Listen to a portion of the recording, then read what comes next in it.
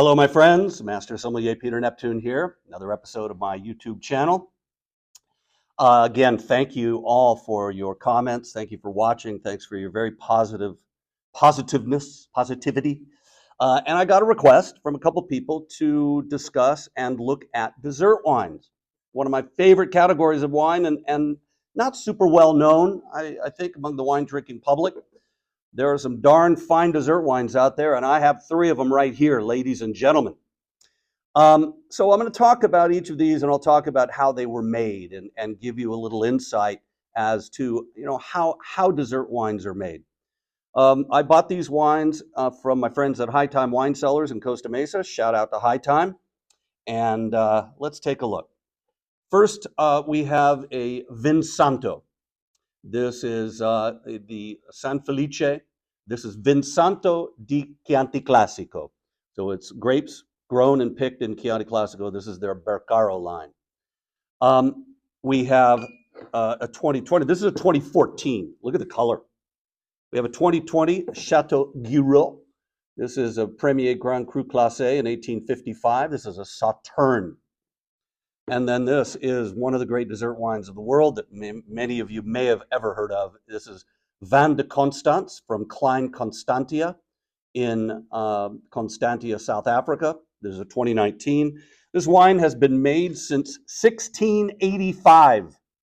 One of the oldest continuously made wines, not just dessert wines in the world. Consumed by emperors and czars and kings and nobility and me. First up, 2014, San Felice Bercaro Santo di Chianti Classico. Santo, the wine of the saints, is a traditional Tuscan dessert wine. It's also made in Umbria and a number of other states. They make a version in Greece as well. It is a wine typically made by picking, in this case, Trebbiano and Malvasia grapes and drying them on hooks and on straw mats in the attic of the winery from the time they're picked, which is typically September, all the way through October, November, and all the way through the end of December. And the grapes become dried. So now we're dealing with raisinated white grapes. The grapes are pressed. The raisin juice is so full of sugar that there's almost no way this can ferment all the way to dryness. It's just not possible. And the must, this really sweet grape juice, is put traditionally into 136-liter caratelli. Some people are using barrique, 225-liter barrique, which I believe these guys did, but they have to seal, everybody has to seal the bung with cement. And it must remain for a minimum of 3 years. And what happens is the wines continue, every summer it gets warm enough, they continue to kind of re-ferment, and they'll eke out another half degree of alcohol and get a little less sweet. But you're still dealing with, a sweet wine. But, wines like Santo, I have tasted wines like the great Monsanto, the Chianti Classico producer. They make a Santo, I believe they leave it in Caratelli for 9 years. And that wine, keeps fermenting. It'll reach 15% alcohol and be sweet, but certainly not lusciously sweet like a Sauternes. So it's very interesting. These guys, they left the wine in cask, I believe, for a minimum of 5 years before they unsealed the casks and bottled the wine. But this is current vintage at High Time 2014. So look at the color. We would call that a medium amber color. And I just can't wait to smell this. This is just going to be great. So, wow. So you get a very pronounced nose, and it's developed wine. So if you ever want to learn what's the difference between youthful, developing, developed, I mean, this is developed wine. It's got, and somebody was asking me, they were watching one of my videos, and I was talking about, oxidation. And oxidation in wine, there's two very key elements. One is a nutty smell. Toffee is a really good oxidative descriptor, and brown apple or brown pear. When you get an apple or pear and you slice it and just leave it on the counter, well, in 10 minutes, it turns brown. And the kitchen gives the smell oxidized. So those are really good descriptors of oxidation. This is really nutty. It's got a little bit of brown pear. It's got lot of toffee, roasted nuts, roasted cashews, roasted, nuts, roasted hazelnuts. That's a good one, roasted hazelnuts. And then there's all this dried apricot, dried orange peel. There's a sultana. Sultana are those golden grapes. It literally smells like raisins, like sultana raisins. Brown sugar, spun sugar, brown butter. What a nose, man, on the palate.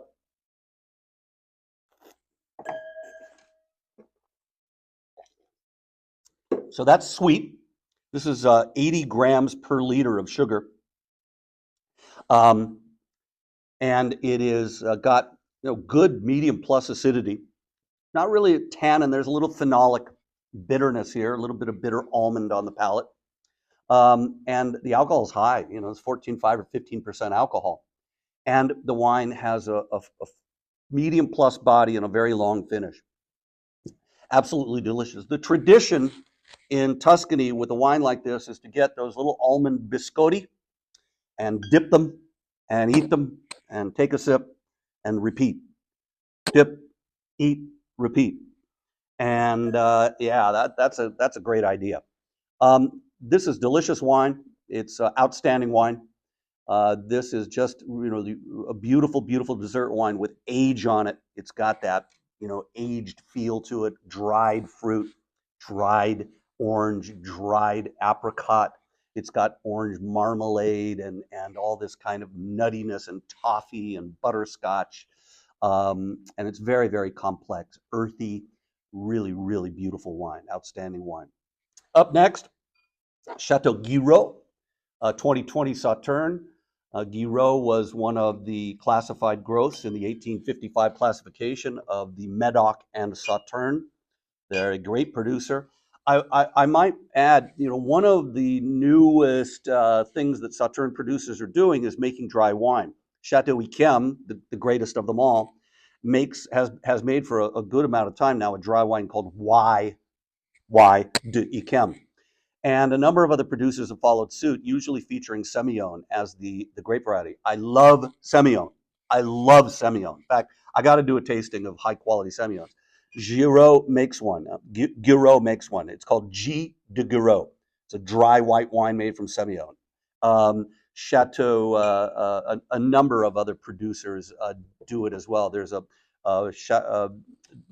Asphodel from what is the name of that chateau that does it really, really, really good. Chateau Clemens makes this wine called Asphodel, which is a dry Semillon. But here's a 2020 Sauternes. By the way, that half bottle of Vin Santo was $31.99 a half bottle. This is $29.99 a half bottle. And this is Semillon 65%, Sauvignon Blanc 35%, certified organic, fermented in 90% new oak barrels, and then aged in barrels for another 2 to 3 years, depending on the vintage. Residual sugar here is 113 grams per liter. So we're talking bordering on luscious here.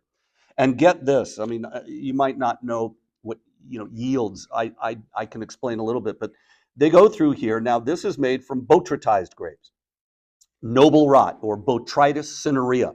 And this is where this fungus, in the right conditions, cool, foggy mornings followed by warm, sunny afternoons, causes this fungus to infect the berries of white grapes, and it inserts these filaments into the grapes, causing little tiny holes where the grape water evaporates out, and different enzymes, laxase, oxidase, are injected into the grape along with botrytazine, and the grape undergoes a complete biochemical change.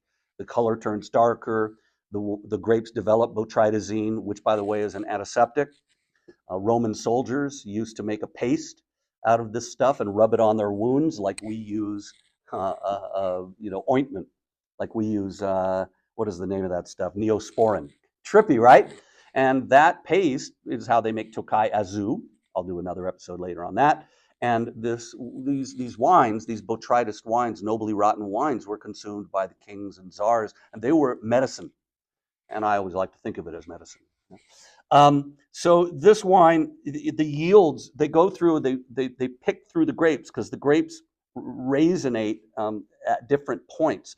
You could have a bunch of grapes with 30 grapes, and one is affected by botrytis, then the other, then the other. So they literally have to go through, in the case of this wine, anywhere from 40 to 50 times to pick these grapes individually to make a botrytis wine. It's absolutely incredible. And the yields are so low because the grapes lose all their water.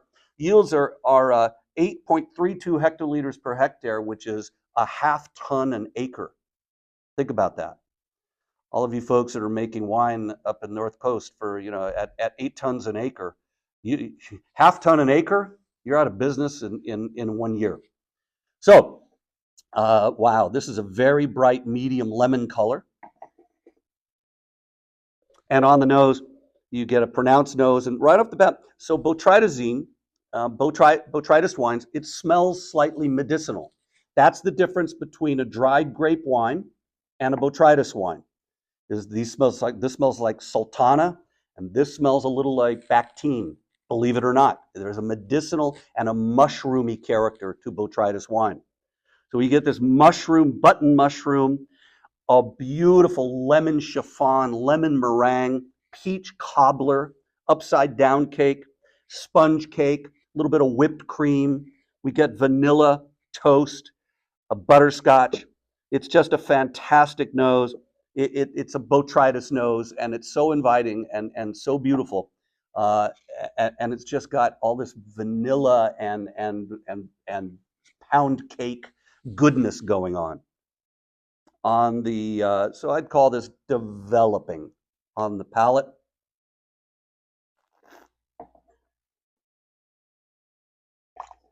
That's luscious. Ooh, that's beautiful. Lusciously sweet. Acidity, actually high. And that's the key here, is that with this kind of residual sugar, I have to have high acidity to counterbalance it. Alcohol's probably about 13. Body is full, and intensity is pronounced. 13.5 alcohol. Intensity is pronounced, finish is long. Delicious, delicious wine. This is outstanding wine. Oh man, it's great. It's got vanilla and lemon and apple pie and peach cobbler and orange marmalade and lemon marmalade and toast and pound cake. And is just flat out delicious with the long finish. And now I'm going to turn you on to one of the greatest things on planet Earth. If you have never had sweet wine, Sauternes, with blue cheese, you are in for the greatest treat ever, ever, ever. Why? Salt and sweet. Blue cheese is salty. Sweet wine is sweet. We love prosciutto e melone. We love figs wrapped in bacon. We love bacon and chocolate. What? It's fantastic. So I've got a Santo cheese here, and I'm just going to be a glutton, right? I'm going to take a bite of cheese. Oh, God, creamy, triple cream, salty. It's got penicillin in it, by the way. Blue cheese is really good for you. And then I wash it down. Folks, that is as close to heaven on earth as you're going to get in this lifetime. You got to try it. Go get a good blue, like a Santo or a Roquefort, a Stilton. Get a bottle of sweet wine, half bottle of sweet wine. And ladies and gentlemen, comment, thank you for changing my life. You're welcome in advance. By the way, these wines, put a cork back in and put them in the fridge. They'll last for a couple weeks. Hard though, man. A half bottle, some cheese, another set of friends over, gone. Final up, one of my all-time favorite dessert wines of all time.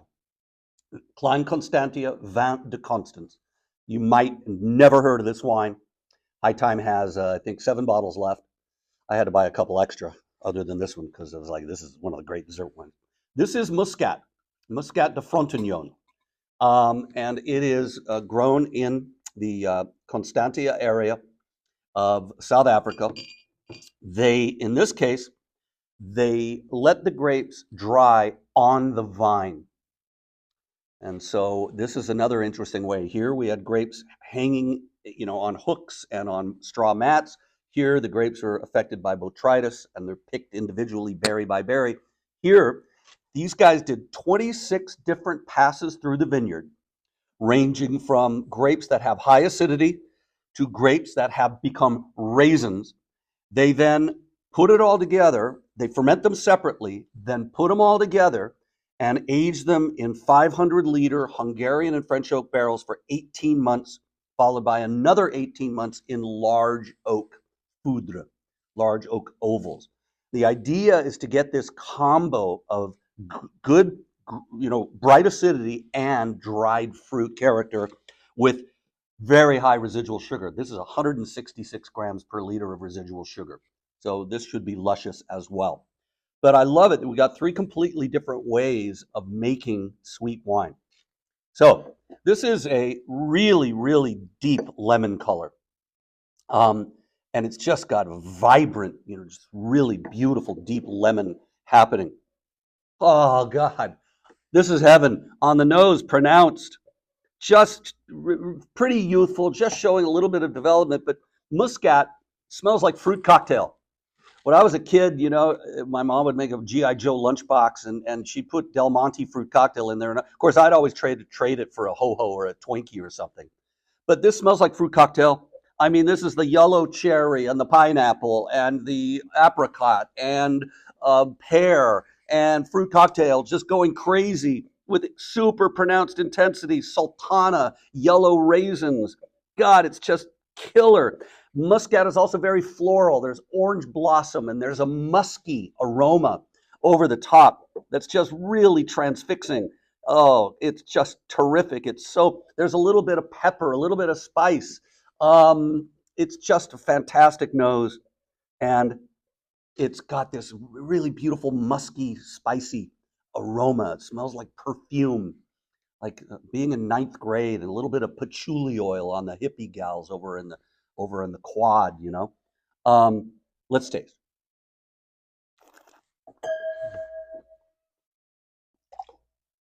Magnificent wine, outstanding, perfect wine, perfect.